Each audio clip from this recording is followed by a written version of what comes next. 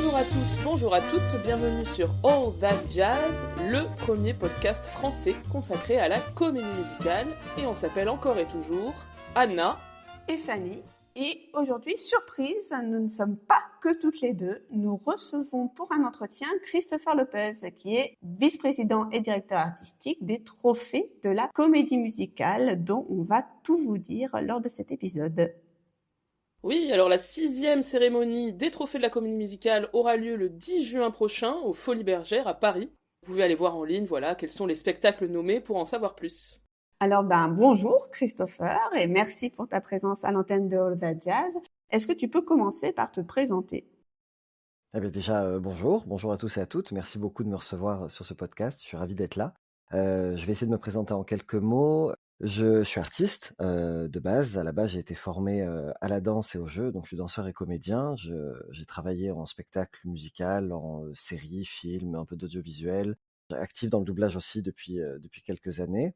Et puis, de l'autre côté de la table, on va dire, je suis aussi directeur de casting. Je fais de la mise en scène, de la direction artistique. Je fais du coaching, de la direction d'acteurs. Enfin voilà, un peu multicasquette, un peu caméléon dans mon parcours et dans mes envies, en tout cas dans le monde artistique du spectacle et du divertissement. Eh bien, l'année dernière, on le rappelle ici à l'antenne du podcast, on avait vu une de tes mises en scène. Il s'agissait de la version française, de l'adaptation française de Kinky Boots, qu'on avait beaucoup aimé, dont on avait parlé à l'occasion de notre rétrospective de l'année. Et on avait aussi reçu Julien Baptiste, l'auteur de l'adaptation, lors de notre fameuse table ronde qu'on avait organisée à l'occasion du Festival du musical. Et donc, cette version française de Kinky Boots, ça en est où ? Alors déjà, je suis content que vous l'ayez vu et que ça vous ait plu.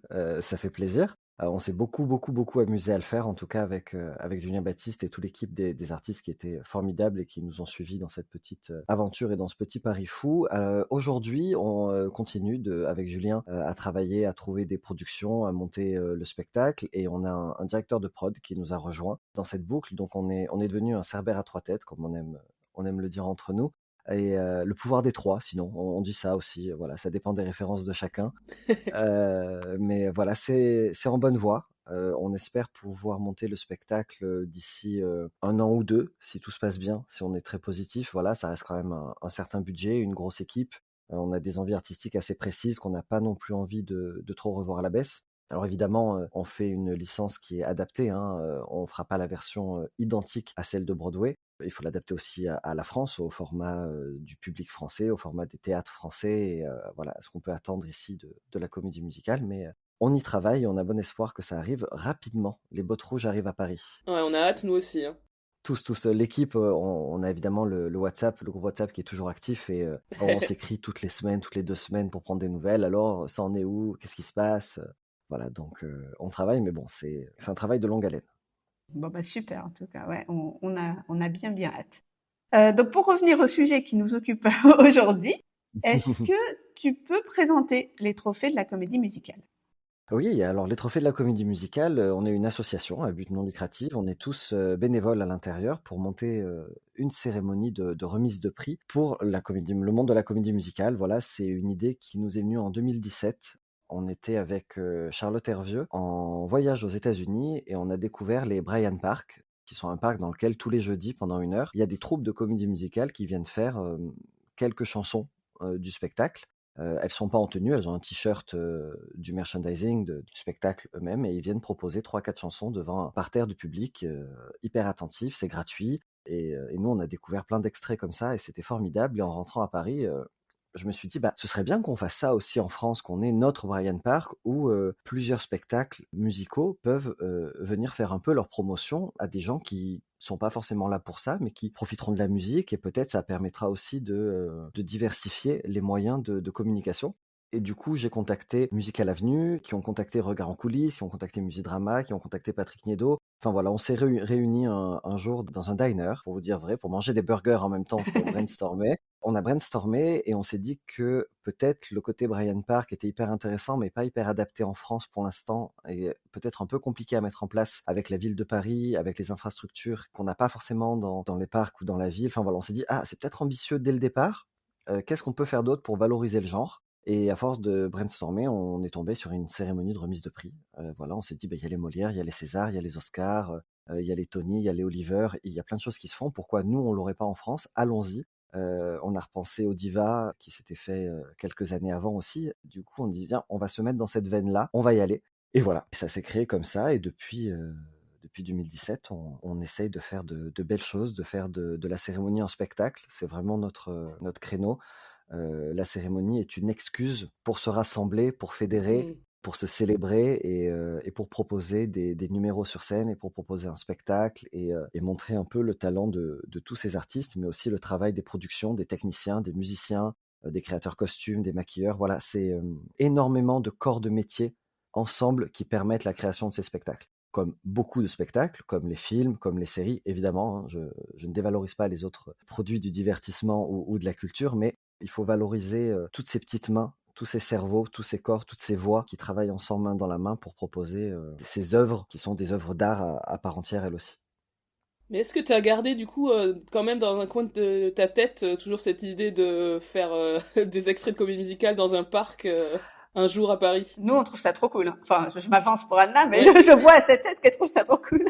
Ah ben ouais, c'est quelque chose que j'aimerais beaucoup parce que le seul bémol d'une remise de prix, c'est un peu le côté compétitif qui est pas forcément parlant pour tout le monde et c'est un peu dommage de mettre en compétition autant de talents divers et variés.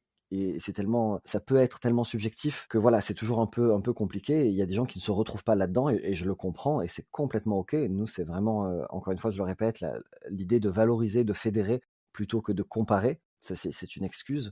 Donc oui, si un jour on arrive à faire un Bryant Park au jardin d'acclimatation ou une Tuilerie, enfin, ou je sais pas, quelque part, ça pourrait être fantastique que la ville de Paris nous entende.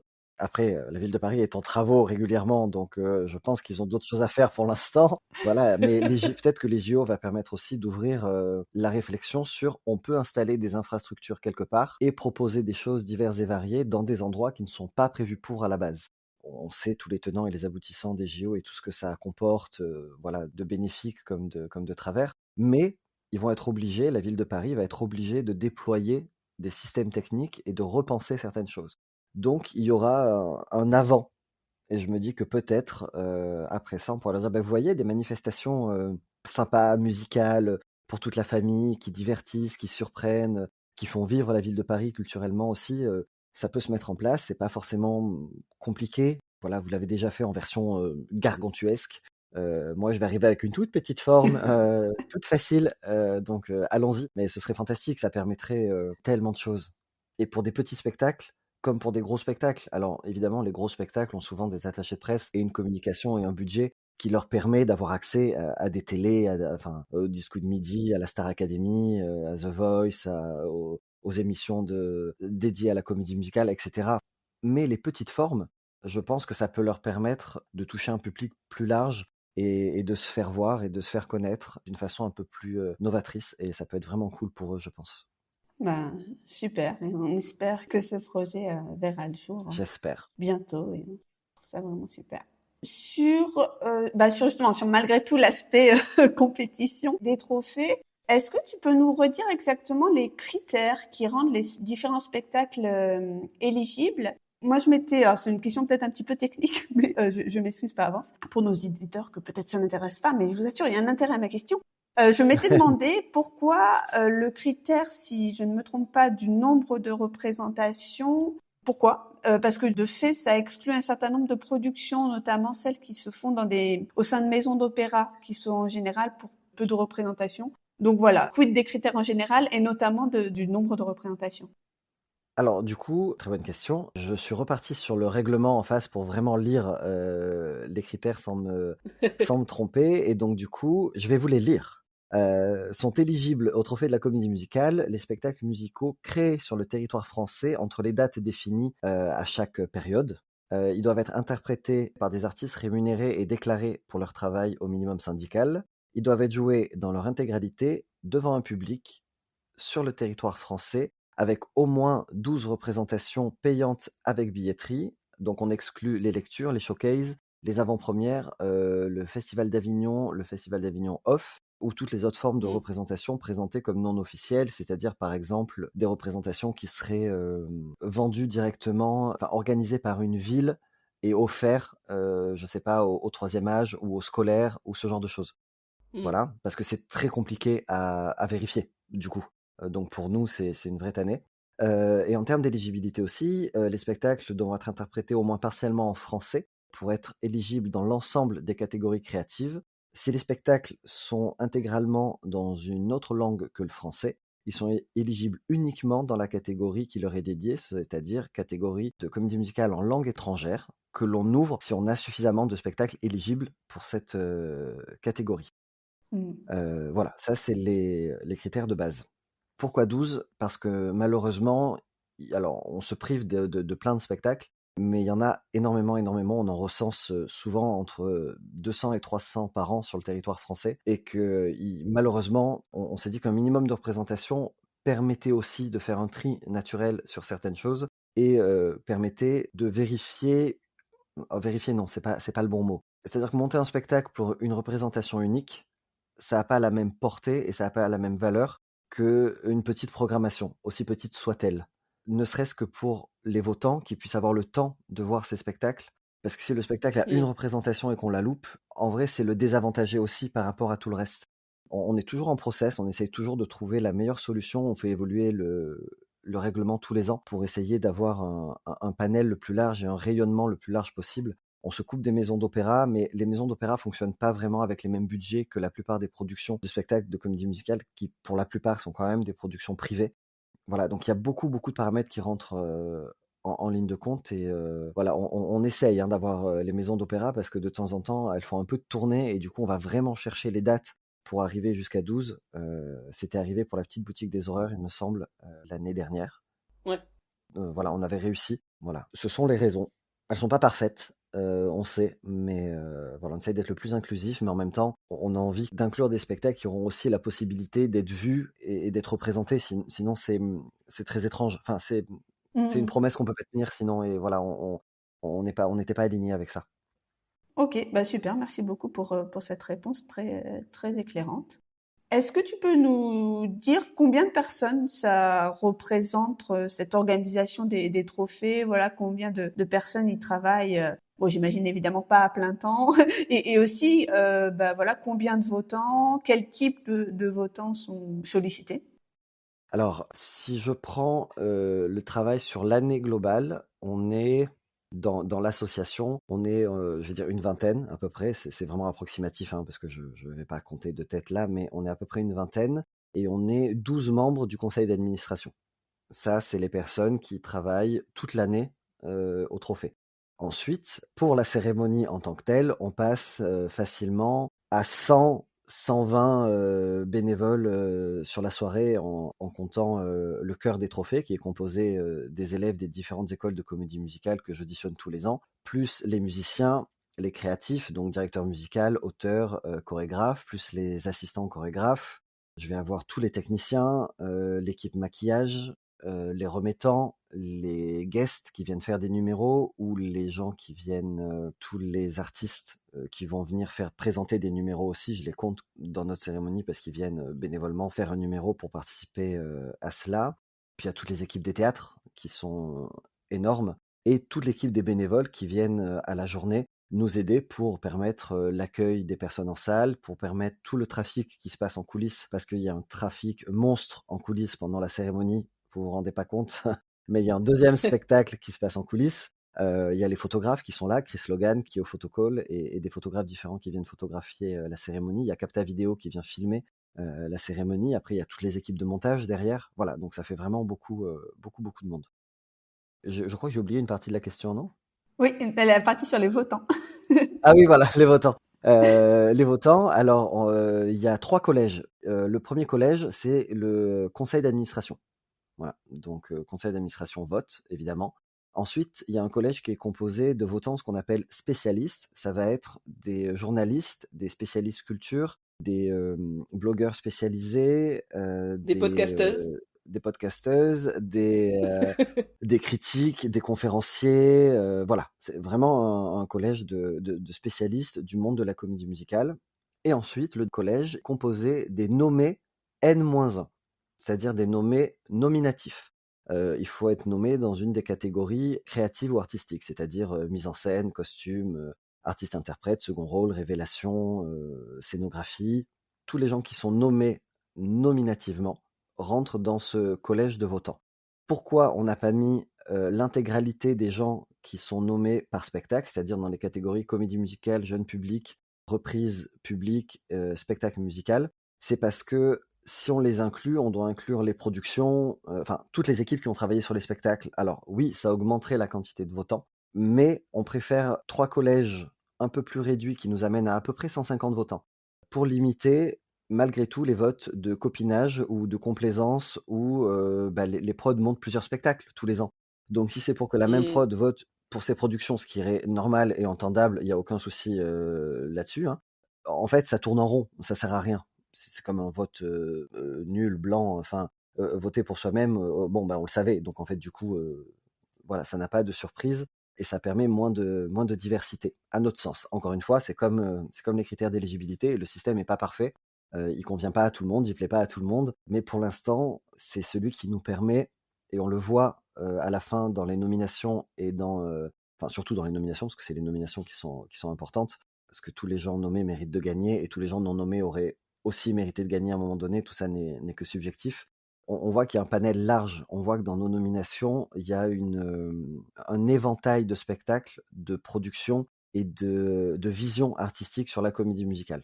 Voilà. Et nous, c'est ça qui est important dans les trophées, c'est de pouvoir montrer à quel point le monde de la comédie musicale et du spectacle musical et du musical en général est diversifié et peut permettre de s'y retrouver. Voilà. On peut autant aimer aller voir des spectacles comme Le Roi Lion et Mamma Mia que Courgette, qui est nommé cette année aussi, que Zage, que Zazie dans le métro, que Woman of the Year, que Holidays, que Molière. Enfin, ne serait-ce que les 6 nommés en comédie musicale n'ont rien à voir les uns avec les autres. Et c'est fantastique, en fait, de se dire qu'ils sont tous là en même temps, qu'ils coexistent et que chaque public peut y trouver son compte. Voilà. C'est ça notre mission culturelle. Nous, en tout cas, avec Fanny, moi, à chaque fois, tous les ans, quand je reçois le mail qui dit qu'il faut voter, je suis trop contente.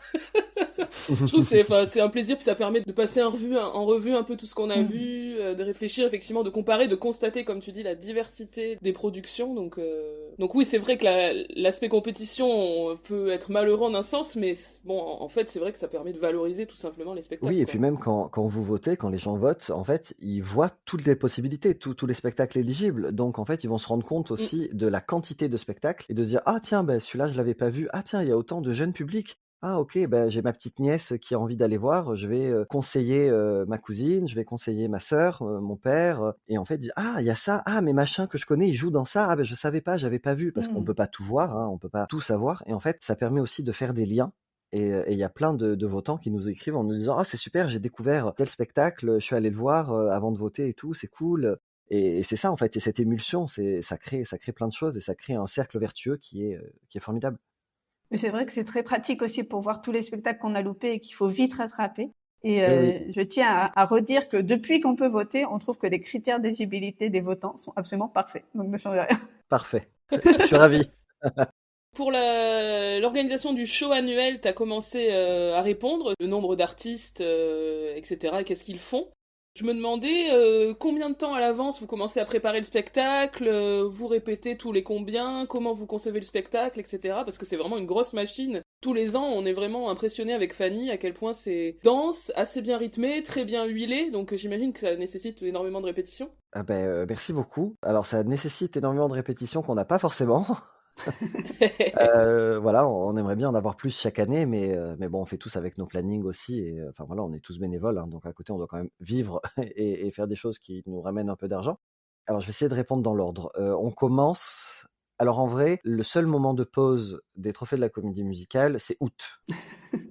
Voilà, faut le savoir. En août, on ferme les écoutilles, plus personne ne se parle, on se dit tous, laissez-nous tranquilles, on s'est assez vu. Ça suffit. Non, voilà, on ferme en août, on reprend le travail dès septembre. Alors dès septembre, on réattaque pas la cérémonie en tant que telle d'emblée, mais moi je vous avoue que je suis déjà en train de penser depuis un mois à ce que je vais faire l'année prochaine.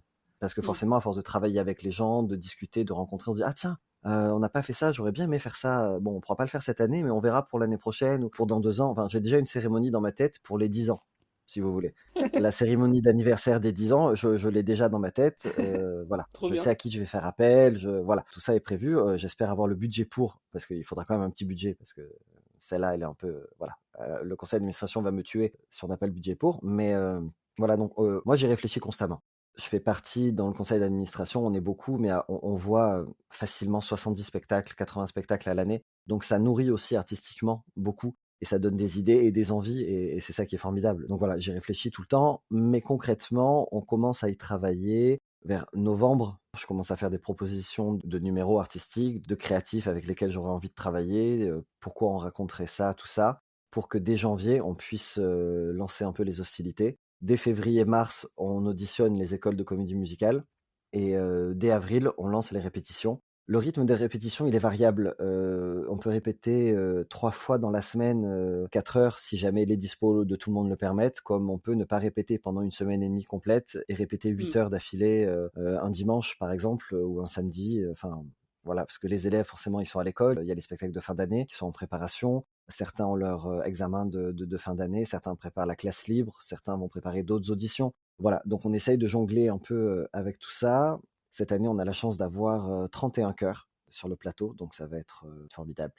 Ils sont incroyables, ils travaillent comme c'est pas permis, ils sont d'une assiduité et d'un sérieux fou. Enfin, voilà, ils ont énormément de talent. Franchement, les nouvelles générations qui arrivent, je pense elles vont nous épater dans quelques années quand elles auront acquis l'expérience et qu'elles auront accès à des rôles et à des scènes un peu plus importantes que les ensembles, que je leur souhaite de faire parce que les ensembles sont extrêmement formateurs et c'est formidable de passer par cette école-là. Mais voilà, donc cette année, je crois que tout le monde n'a pas encore été dévoilé, donc faut pas que je dise de bêtises parce que je sais pas quand le podcast est diffusé. Ça sera quelques jours avant la cérémonie, je Ah pense. bon, bah alors dans ce cas-là, je peux le dire parce que du coup, ces gens-là seront annoncés. Mais du coup, cette année en chorégraphie, je travaille avec Cécile Chaduto, qui est assistée de Paul Ledu et de Mathilde Lemarchand. Le directeur musical et compositeur de la cérémonie, c'est Julien Mouchel. L'auteur, enfin co-auteur, parce qu'avec Julien, ils écrivent à deux, c'est Guillaume Sorel. Et la maîtresse de cérémonie, parce que ça devait être Marina Pangos, mais malheureusement pour des... Oui, j'ai vu qu'elle pouvait pas. Quelle déception. Ouais, malheureusement, on a essayé jusqu'au bout de faire conjuguer les plannings, mais voilà, ça a pas fonctionné. C'est une artiste extrêmement demandée aussi, que voulez-vous, je ne peux pas l'empêcher de travailler. Voilà, donc on se retrouvera plus tard. Du coup, je vais vous donner une exclusivité, mais que vous ne direz à Qu'on personne. diffusera que... Elle va être annoncée aujourd'hui normalement, mais ce sera Sandrine Sebil qui reprendra le rôle de maîtresse Ah de ok, cérémonie super. cette année. Pas le même style que Marina Pangos, Non, mais super et aussi. alors c'est fait exprès. C'est fait exprès parce que je ne voulais pas, en remplaçant Marina, qu'on puisse la faire souffrir d'une comparaison quelconque. Quand on en a parlé avec Marina, évidemment, on était très peinés tous les deux, et je lui ai dit, ce que je te promets, c'est de trouver une maîtresse de cérémonie, parce que dans l'écriture, il fallait que ce soit une maîtresse de cérémonie. Donc de trouver une maîtresse de cérémonie avec laquelle tu ne souffriras pas de la comparaison. Je veux pas qu'on puisse se dire, ni pour la nouvelle maîtresse de cérémonie, ils l'ont pris par défaut parce que c'est Marina Pangos, mais c'est le même profil, blablabla, blablabla, ni pour Marina de se dire, Marina est super, mais alors, franchement, elle, comment tu la trouves par rapport à Marina? Parce que, voilà, on est sur des profils complètement différents. On n'est pas sur le même emploi, on n'est pas sur la même voix, on n'est pas sur le même jeu d'actrice, on n'est pas sur le même clown, on n'est pas sur le même humour. Pour moi, c'était primordial pour respecter ces deux artistes et en faire des choix qui sont des choix précis, uniques et valorisants pour elles deux. Sandrine prend la place de Marina, mais elle n'était pas un backup en attente de quoi que ce soit. C'est pas une roue de secours. C'est quelqu'un avec qui j'avais envie de travailler en maîtresse de cérémonie un jour. Voilà, bon, il se trouve que l'occasion se présente de le faire, qu'elle a accepté, qu'elle est ravie et on est ravis. Et vraiment, ça va être ce qu'elle va nous proposer va être formidable. Évidemment, on a un peu réécrit autour d'elle pour que ça lui corresponde, parce que ça, c'est aussi notre travail. Mais voilà, ça va être chouette. J'ai 6 musiciens sur scène cette année. Voilà, les Folies Bergères me permettent pas d'avoir un grand escalier comme au casino parce que l'escalier des Folies est inutilisable. Oh, quelle Voilà, déception. il fonctionne plus. Voilà, donc je retrouve une boîte noire comme au Théâtre des Nouveautés, mais du coup, dans cette boîte noire, on va amener de la nouveauté et des surprises, des choses qu'on n'a pas vraiment encore faites au Trophée. Donc j'espère que ça vous a plu ou que ça vous... Oui, parce que ça va être diffusé avant. Oui, un peu avant. Voilà, j'espère que ça vous plaira et que la surprise sera de taille. On est bien teasé là et j'espère que nos auditeurs Oui. et auditrices aussi.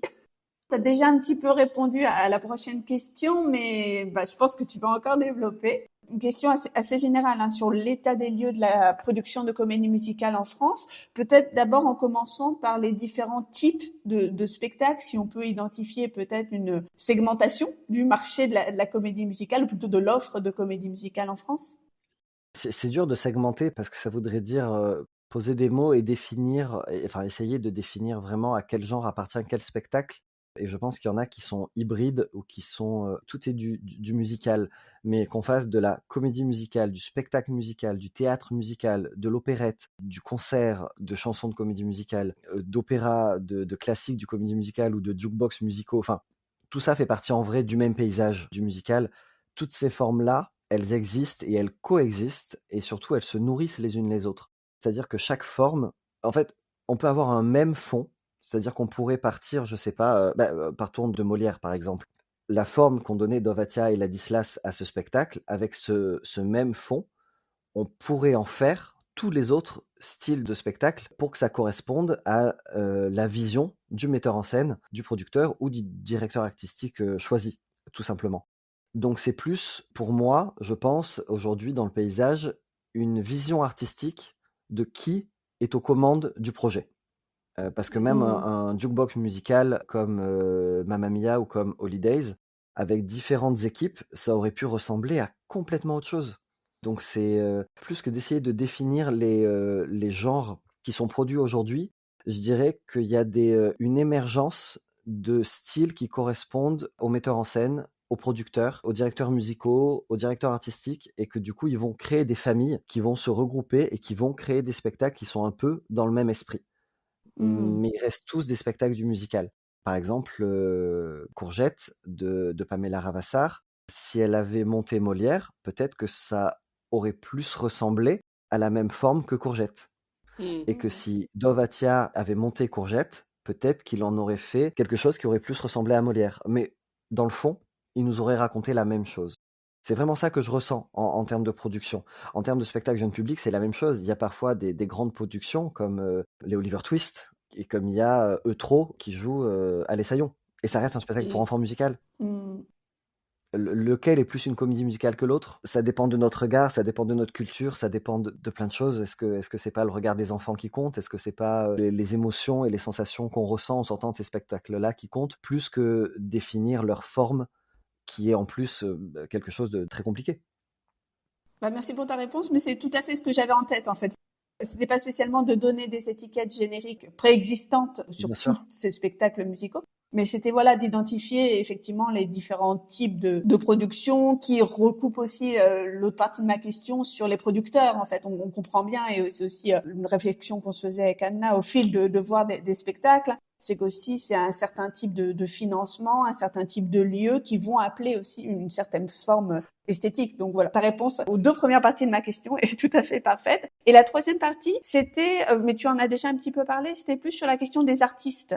Comment se porte finalement la formation aujourd'hui en termes de comédie musicale? Parce que on sent bien qu'il y a de plus en plus de jeunes artistes qui aspirent à faire carrière dans le genre, aussi parce que le genre se développe, qu'il y a aussi peut-être de plus en plus d'écoles, que le niveau de la formation augmente, parce que longtemps ça a été aussi un peu l'argument de dire le spectacle se développe pas assez en France parce qu'il n'y a pas assez d'artistes. Je pense que ce constat est loin derrière nous, mais est-ce que tu peux nous en dire un petit peu plus, toi qui connais mieux le secteur que nous?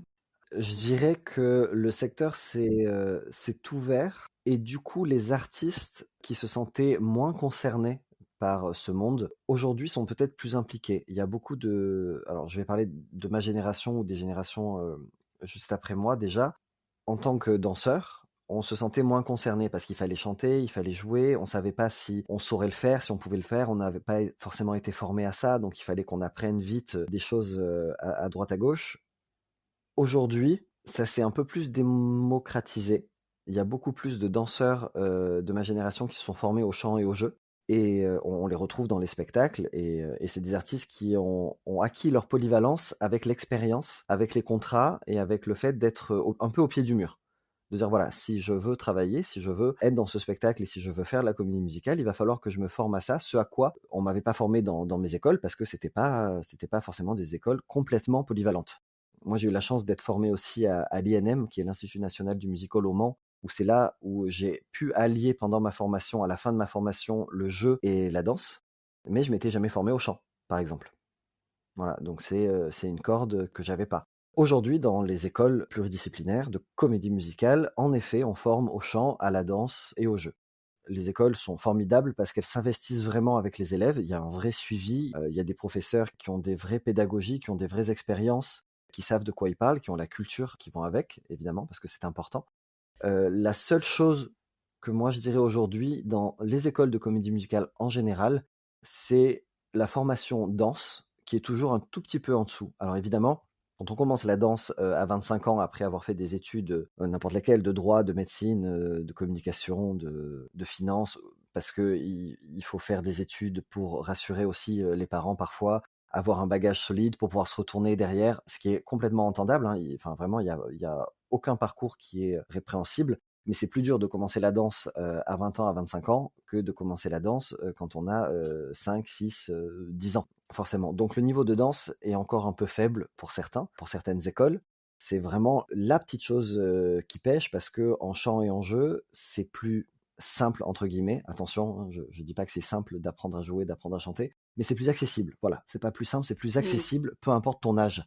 Ça ne demande pas de développer des capacités physiques pour lesquelles le corps à la base n'est pas fait. On n'est pas fait pour se tordre dans tous les sens. Voilà, ça c'est un peu le constat de ces dernières années. Alors évidemment, il y a des élèves et des artistes formidables qui comprennent les choses très vite et qui captent très vite et qui en dansent, même s'ils ne sont pas danseurs, vont se débrouiller très très vite et vont pouvoir défendre des auditions directes dès la sortie d'école pour des ensembles ou pour des rôles dansés. Il y en a d'autres pour qui ça va être plus compliqué. Moi, je le vois là dans mes trophées. On a un niveau de danse qui est complètement hétérogène, alors qu'on a un niveau de chant qui est plutôt homogène. Voilà. T'as déjà commencé à répondre un peu à cette question, mais donc les trophées, ils ont été créés. Alors c'est la 6e édition, mais ils ont été créés en 2017 parce qu'il y a eu 2 années maudites, 2020 et 2021, de triste mémoire, où il n'y avait pas de théâtre. Ouais. Et donc c'est depuis 8 ans. Est-ce que tu l'as vu à travers les trophées, cette évolution du paysage de la comédie musicale en France? Est-ce qu'il y a de plus en plus chaque année de spectacles? Est-ce que les artistes se diversifient? Voilà, est-ce que ça se ressent dans les trophées eux-mêmes? Alors nous, ce qui se ressent dans les trophées, c'est que on reçoit de plus en plus de certificats de production, de spectacles divers et variés, et surtout, on va dire, d'eux-mêmes. C'est-à-dire qu'on a peut-être acquis une toute petite légitimité qui permet et qui nous permet d'avoir accès à d'autres spectacles, d'autres types de spectacles, d'autres types de structures, de production, de réflexion, dont on parlait tout à l'heure, de direction artistique, voilà, qui s'y retrouvaient peut-être pas au début dans la comédie musicale et qui finalement se disent « Ah, peut-être que j'y ai ma place en fait ». Nous, c'est ça qu'on ressent. Et c'est ça qui est chouette. Le nombre de spectacles, je pense que entre chaque année, si on compte vraiment la globalité de tous les spectacles et pas simplement les grosses productions, c'est à peu près équivalent tout le temps, parce qu'il y a des spectacles qui se montent tous les ans, à peu près partout. Des grosses productions, il y en a moins, mais c'est normal, parce que ce sont des grosses productions et que ça demande un financement énorme. Donc on ne peut pas en avoir 50 dans l'année, ça ne fonctionne pas. Sinon, je pense qu'en termes de quantité de spectacles, on est à peu près équivalent chaque année. Ce qui change juste, ça va être leur forme, leurs moyens de communication, les théâtres dans lesquels ils vont jouer, le nombre d'artistes sur scène, le fond, etc. Mais là de tête, ça fait 8 ans, donc si je dois un peu comptabiliser de tête comme ça tous les spectacles sur lesquels on a fait une veille et qu'on a listé, non, je pense qu'on est à peu près équivalent, parce qu'il y a énormément de petites formes qui vont se jouer peut-être une vingtaine de dates, une trentaine de dates dans des petits théâtres qui sont formidables à découvrir, comme l'était La Goulue à l'époque à l'Essaillon, qui était une toute petite forme, et voilà, ou les spectacles de La Huchette. Alors La Huchette a son public et c'est un théâtre renommé, tout ça, mais c'est des toutes petites formes. Il y a le théâtre Le Pic aussi. Enfin voilà, il y a plein de petites formes partout à l'intérieur de ces magnifiques théâtres, et il y a beaucoup, beaucoup, beaucoup de propositions et beaucoup de créations. Super, bah merci beaucoup à nouveau pour cette réponse. Et un peu peut-être dans la continuité de cette question de la légitimité, de l'installation finalement progressive des trophées en tant que récompense, est-ce que vous arrivez à mesurer, si je puis dire, l'impact des trophées dans la carrière d'un spectacle ou d'un ou d'une artiste? C'est une question difficile. Aujourd'hui, je pense pas qu'on ait un impact révolutionnaire, on va pas se mentir. On n'est pas les Césars, on n'est pas les Oscars, on n'est pas les Molières, on n'est pas les Tony. Mais je pense que peut-être que pour, encore une fois, certains types de spectacles, des plus petites formes, peut-être que pour eux, ça leur fait beaucoup de bien. Je sais que la Goulue, par exemple, Delphine Gransart, qui avait gagné quand on était aux Nouveautés. Donc sa date, c'était la première cérémonie en présentiel. Je sais que ça avait fait beaucoup de bien à son spectacle parce que du coup, ça l'avait fait découvrir et ça lui avait permis derrière de trouver une production qui l'avait accompagnée sur quelques dates de tournée. Et elle était ravie, elle nous en avait remercié et elle était, elle était vraiment très très heureuse de ça et de cette reconnaissance. Donc j'ai envie de dire oui pour cette forme de spectacle-là, spécialement pour elle, par exemple, on lui a permis de grandir un peu et de poursuivre son aventure avec la Goulue. Donc pour nous, c'est formidable de se dire qu'on a aidé à ça. C'est pas grâce à nous, évidemment, c'est grâce à son talent et à la qualité du spectacle. Mais on a pu être un petit coup de pouce à un moment donné, et juste d'être ce petit coup de pouce, je trouve ça chouette. Voilà, je pense que les artistes, ça change pas leur carrière, ça change pas le montant de leur cachet, ça va pas changer les propositions de travail qu'ils vont avoir. Je pense qu'ils sont contents, en tout cas je l'espère, et qu'ils se sentent bien valorisés et estimés aussi par le métier, et que ça les booste peut-être eux, si jamais à certains moments ils se posent des questions, parce que les artistes, on est quand même toujours en proie au doute. Et c'est bien parce que le doute, ça fait avancer, ça fait travailler, ça fait se surpasser, mais parfois c'est un peu difficile. Parfois on n'a pas de travail, parfois on loupe beaucoup d'auditions. Voilà, si on permet de leur apporter ce petit plus de j'ai eu un trophée pour ce rôle-là, c'est chouette. C'est vrai que je m'étais amusé sur ce spectacle. Peut-être que j'ai pas envie de parler de légitimité parce que les trophées ont aucune légitimité à apporter à qui que ce soit. C'est pas notre rôle. Tous les artistes, tous les spectacles, qu'ils soient au trophée ou non, sont légitimes de faire ce qu'ils font et d'être ce qu'ils sont complètement. On n'a pas du tout parole d'évangile, ou on n'est pas là à décider qui est légitime de quoi que ce soit. Mais si on peut être un petit coup de pouce, ou si dans la tête des gens, pour eux c'est un petit coup de pouce, un petit boost, pour nous c'est gagné. Évidemment, on est très content quand on se balade dans le métro et qu'on voit notre logo des trophées apposé sur certaines affiches.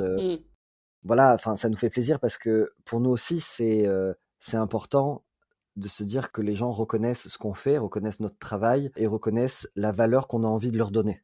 Parce que si on travaille autant, c'est pour valoriser les productions, valoriser les spectacles, valoriser les artistes, valoriser les créatifs, les musiciens, les gens qui travaillent, tous les corps de métier qui travaillent à donner vie à ces œuvres et à ces personnages et à ces histoires. Ben merci beaucoup, on a posé un peu toutes nos questions sur l'intérêt de ces trophées, leur organisation, tout ça, c'était vraiment très intéressant d'en savoir plus, parce que chaque année on est très impressionné par la cérémonie, donc c'était bien d'être un peu dans les coulisses. Ne mettez pas la pression, il faut que je sois bon cette année du coup. Toute petite Oui, question, vas-y. qui était pour nos auditeurs et auditrices, pour nous aussi, hein. Est-ce que tu pourrais teaser un tout petit peu la cérémonie du 10 juin? Je sais pas, nous dire, nous révéler, évidemment on ne dit pas, on a envie d'avoir la surprise, mais je sais pas, un tableau particulièrement, je sais pas, intéressant, une guest star, enfin je sais pas, un truc qui nous donnera encore plus envie. Alors, tout sera intéressant, de toute façon. Oui, évidemment. Je vais pas dire l'inverse. Il y a une belle surprise. Cette année, c'est quelque chose qu'on n'avait pas vraiment pu faire jusque-là, qu'on réussit à faire cette année grâce à certains partenariats. J'essaie de dire des choses sans dévoiler, hein. C'est pas facile. On essaie de deviner, mais Je suis hyper c'est concentré. un peu cryptique. Hyper concentré pour pas faire de bourde, parce que sinon Patrick Nadeau va me tomber dessus. Évidemment, je peux rien vous dévoiler parce que vraiment, il faut que ça reste une surprise. Donc, je peux pas vous dire qui sont les guests de la soirée parce que c'est dommage de les dévoiler maintenant. Il y a des remettants qui vont être... tous mes remettants sont hyper cool, mais il y en a certains où je suis vraiment très content d'avoir réussi à les avoir cette année parce que ça va raconter quelque chose dans l'histoire française d'un certain type de spectacle musical. Je m'en sors bien. Intriguant. Ah ouais. Je suis en train de faire des pitchs dans ma tête, genre quel mot je dois dire et quel mot je dois pas dire. Ces personnes-là sont très très importantes pour un des spectres du spectacle musical. J'ai 3 numéros artistiques, toujours. L'ouverture et le final sont des créations originales, les deux. Voilà. L'année dernière, j'avais un hommage à Sondheim qui du coup était un medley, qui n'était pas une création. Mes 2 créations étaient le numéro Disney avec tous ces artistes qui ont fait partie de la famille Disney qu'on adore. Ouais. Et le final était une création aussi. Cette année, c'est l'ouverture et le final qui sont 2 créations qui n'ont rien à voir l'une avec l'autre, mais qui en même temps ont un lien par rapport à ce qu'est la comédie musicale et ce que sont les classiques de comédie musicale et toutes les couleurs, mot très important, toutes les couleurs et toute l'histoire du musical au sens large du terme. Voilà, toutes les influences qu'on peut avoir Voilà, en tout cas, ce sera très coloré, très dynamique, très enlevé et assez surprenant, je pense. En tout cas, un des 2 numéros, je pense que personne s'y attendra. Excellent. Voilà. Je pense que je vais réécouter tout ce discours crypté très très soigneusement pour essayer de faire les pronostics à Anna. Voilà, vous me dites, vous m'envoyez des messages, on parie sur ça. Elle te dira si on a deviné. Est-ce que c'est ça? Voilà. Si vous arrivez à trouver, vraiment, vous êtes extrêmement forte, parce que j'ai vraiment rien dit. C'est-à-dire, vous avez un mot-clé, si vous trouvez avec ça, vraiment, je vous en prie, changez de métier et allez à la brigade. C'est un défi que nous relevons. Devenez profileuse, faites quelque chose. Bon, en tout cas, on est bien teasé là. On est au max de l'attente, je pense. Ben merci à nouveau beaucoup Christopher pour ta présence sur All That Jazz. On a très hâte de découvrir cette fameuse cérémonie. On rappelle à nos auditeurs et auditrices qu'ils peuvent acheter des billets pour participer à cette cérémonie, que la billetterie est ouverte et qu'il doit encore rester quelques places au moment où nous diffusons cet épisode. Peut-être que ce sera complet, mais si ça n'est pas complet, non, c'est pas encore complet, il reste des places, il reste toutes les catégories de places, de la prestige à la visibilité réduite, et c'est directement sur le site des Folies Bergères. Parfait. Eh bien, en attendant, déjà Christopher, on te dit au 10 juin, alors, j'espère le plaisir de te croiser. Vous me verrez peut-être courir. Oui, c'est ça, de te voir au loin courir. Je ferai sûrement un coucou de loin. Et peut-être aussi qu'on croisera des auditeurs et des auditrices. N'hésitez pas à nous faire un petit coucou si vous êtes là. Voilà, on sera là. Je sais, vous êtes déjà placés, vous. On est placés à côté cette année, parce que l'année dernière, ils nous avaient pas mis à côté. Non, je vous ai mis opposés. Très bien. Parce que j'ai Fanny qui m'a écrit en me disant « Anna, elle va te dire de nous mettre à côté. » Mais j'en peux plus. On est ensemble tout le temps. Voilà. Fais genre, t'as rien vu, t'as rien entendu. Voilà. Eh bien, ceci sera le dernier épisode de All That Jazz. Ah non, je ne veux pas être responsable de la fin de All That Jazz. Non, en rigolant, mais non, vous êtes placés à côté. Et, j'ai placé vos billets hier, je crois. Super. C'est vraiment adorable. Merci beaucoup. Merci de m'avoir reçu. C'est vraiment trop chouette. Merci pour toutes ces questions. J'espère que j'ai beaucoup parlé, j'ai beaucoup digressé. C'était très bien. C'était parfait. Au moins, c'est moi de façon complètement authentique. Voilà. J'ai pas menti, j'ai pas triché. Voilà, non, c'était un plaisir, c'était chouette. Je vous souhaite plein de bonheur sur All That Jazz. C'est vraiment très chouette, c'est vraiment très cool. Eh ben, merci beaucoup et merci à nos auditeurs et auditrices. Oui. Et on se retrouve très bientôt pour un nouvel épisode de All That Jazz. Salut tout le monde. À bientôt, salut.